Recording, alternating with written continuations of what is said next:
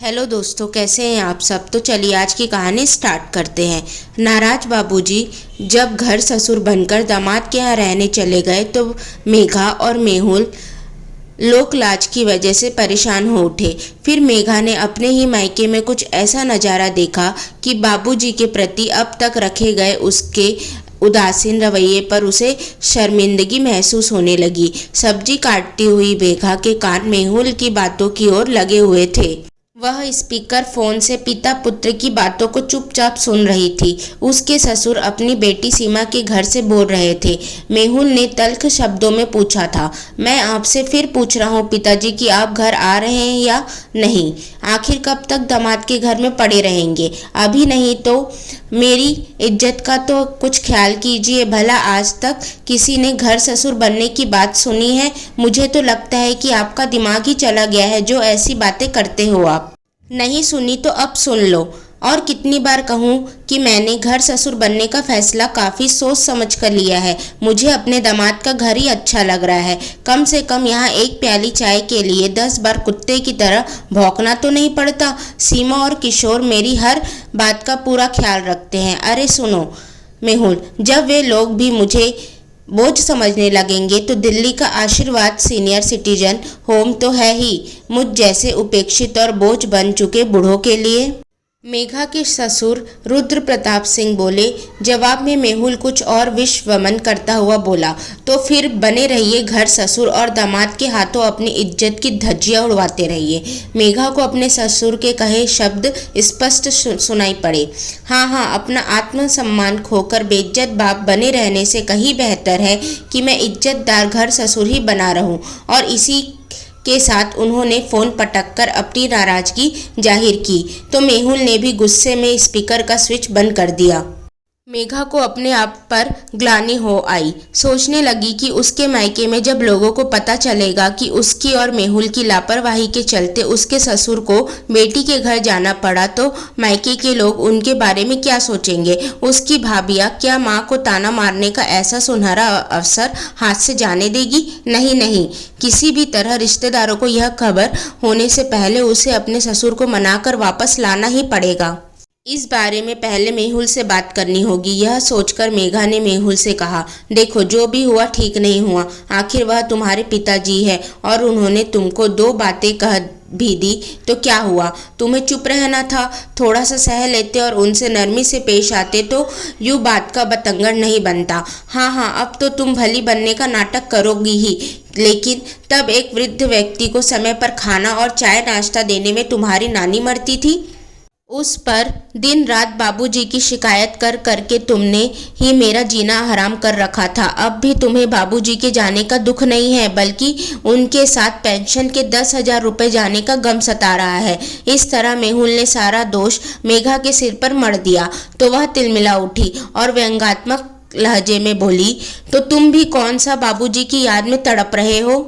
अपने दिल पर हाथ रखकर कहो कि तुम्हें बाबूजी के रुपए की कोई ज़रूरत नहीं है। मेहुल को जब मेघा ने उल्टा आईना दिखाया तो वह खामोश हो गया।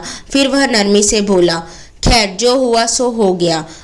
अब इस पर बहस करने का कोई फ़ायदा नहीं है। सोचो कि उन्हें कैसे बुलाया जाए, क्योंकि जितना मैं उन्हें जानता हूँ वह खुद आने वाले नहीं हैं। अभी तो वह सीमा के घर है। पर जहाँ कहीं उनके आत्मसम्मान को जरा सी ठेस पहुंची तो वह आशीर्वाद सीनियर सिटीजन्स होम जाने में एक पल की भी देरी नहीं लगाएंगे। उसके बाद वहाँ से वह शायद ही वापस आए। तुम कहो तो मैं बात करके देखती हूँ, मेघा बोली। अब गलती हमने की है तो उसे सुधारने की कोशिश भी हमें ही करनी पड़ेगी। पिताजी है, नहीं रहने दो। मेहुल बोला, बाबूजी को गए महीना भर तो हो ही गया है।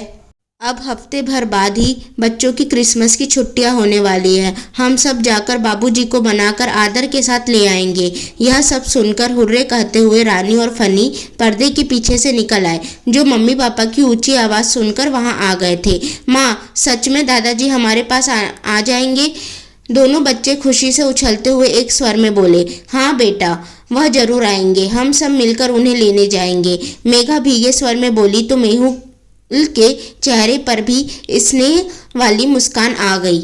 बच्चों की छुट्टियां शुरू होने पर वे अपनी कार से बाबूजी को लेने निकल पड़े।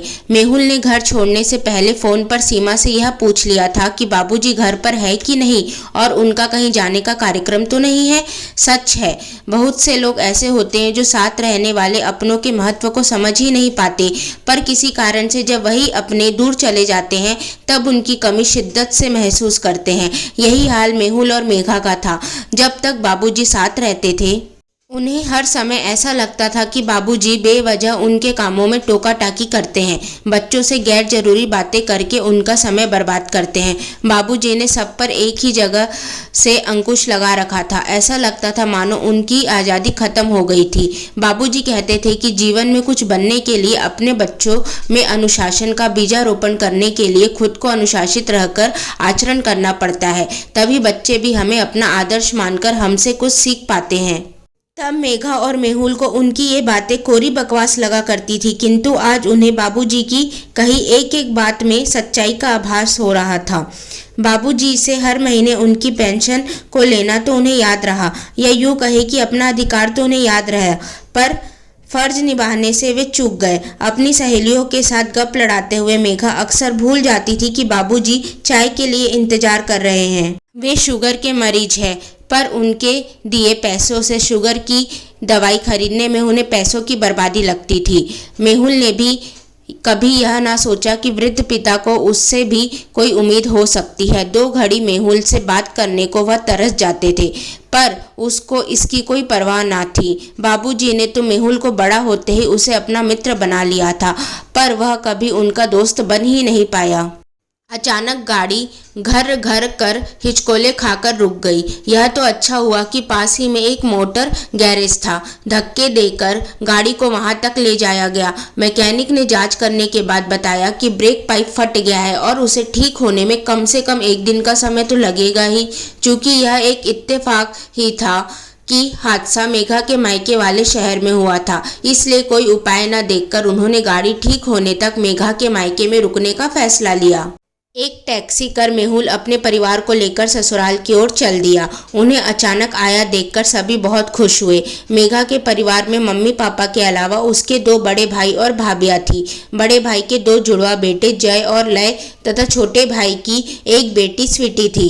बच्चों में उम्र का ज़्यादा फासला नहीं था, इसलिए जल्दी ही वे एक दूसरे से घुल मिल गए और हुड़दंग मचाने लगे। माँ बापूजी के साथ थोड़ी देर बात करने के बाद मेघा मेहुल को वहीं छोड़कर रसोई की ओर चल पड़ी, जहां उसकी दोनों भाभियां रात के खाने की तैयारी में जुटी थी। मेघा ने भाभियों का हाथ बटाना चाहा, पर उन्होंने उसका मन रखने के लिए चावल बिनने की थाली पकड़ा दी और वहीं रसोई के बाहर पड़ी कुर्सी पर बैठा लिया। मेघा ने देखा कि उसकी भाभियों ने बातों बातों में कितने सारे पकवान बना लिए हैं। वे जब 2 तरह की सब्जियां बना रही थी तब मेघा ने पूछ लिया कि भाभी, यह कम तेल मसाले की सब्जी किसके लिए बना रही हो? तो बड़ी भाभी ने कहा कि मम्मी पापा बहुत सी चीजें खाने से परहेज करते हैं। उनकी उम्र देखते हुए हमें उनके लिए थोड़ा अलग से बनाना पड़ता है, पर माँ बाबूजी को तो कोई बीमारी नहीं है, फिर उनके लिए आप लोग इतना झंझट क्यों कर रही है? मेघा ने पूछा। जवाब छोटी भाभी ने दिया। तो क्या हुआ, बुजुर्ग लोग हैं, परहेज करते हैं तभी तो उनका स्वास्थ्य अच्छा है, फिर उनके लिए कुछ करने में कष्ट कैसा? यह तो हमारा फर्ज है। वैसे भी तुम जितना अपने ससुर के लिए करती हो उस हिसाब से तो हम कुछ भी नहीं करती। मैंने क्या किया और आपको कैसे पता चला? मेघा कुछ असमंजस भरे स्वर में बोली। अभी रहने भी दो दीदी। बड़ी भाभी हंसती हुई बोली। ज्यादा मत बनो, कल ही तो तुम्हारे ससुर जी का फोन आया था, उन्होंने ही तुम्हारे और मेहुल के बारे में हमें सब कुछ बताया। मेघा के मन में जाने कैसे कैसे कुविचार और संदेह सिर उठाने लगे कि बाबूजी ने जरूर उनकी शिकायत की होगी और इसलिए भाभियां उसे यूं ताने मार रही है। पर मन का संशय प्रकट न कर मेघा बोली। क्या बताया बाबूजी ने? क्या वह हमसे नाराज है? भला क्यों नाराज होंगे? वह तो तुम्हारी और मेहुल की बहुत तारीफ कर रहे थे, कह रहे थे कि बहू हो तो ऐसी कि किसी चीज के लिए मेरे मुंह खोलने से पहले ही वह समझ जाती कि मुझे क्या चाहिए।